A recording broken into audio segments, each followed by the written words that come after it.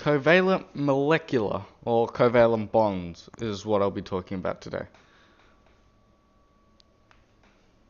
Covalent bonds form between nonmetals, which have similar electronegativities.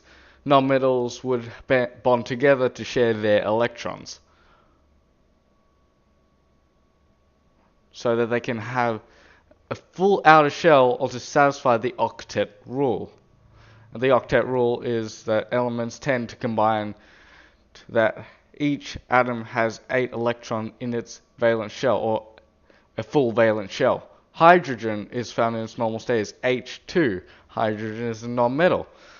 To achieve a full outer energy level, it needs to gain another electron. In the first energy shell, it'll have 2. So another hydrogen comes along, and then they'll share their electrons.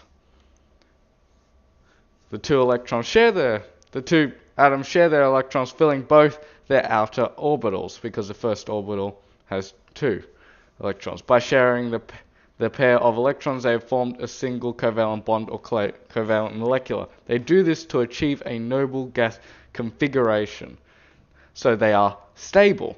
There are multiple diagrams to show this. There is the first energy level diagram, the dot cross diagram where it doesn't show the levels, and the stick diagram. The chlorine molecule is quite similar as well. It has 1, 2, 3, 4, 5, 6, and 7 electrons in its most outer shell. To become stable, it will have to join with another chlorine atom.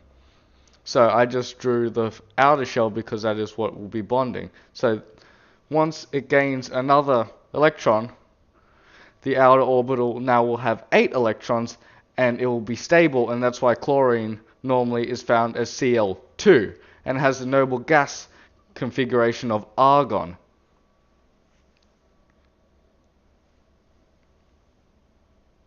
Carbon dioxide, or CO2, has 1 carbon, 2 oxygens. And this is the energy level diagram where it has 2 pairs. And this is the stick diagram, which shows it better because there are 2 pairs of electrons being shared. And I hope you enjoyed.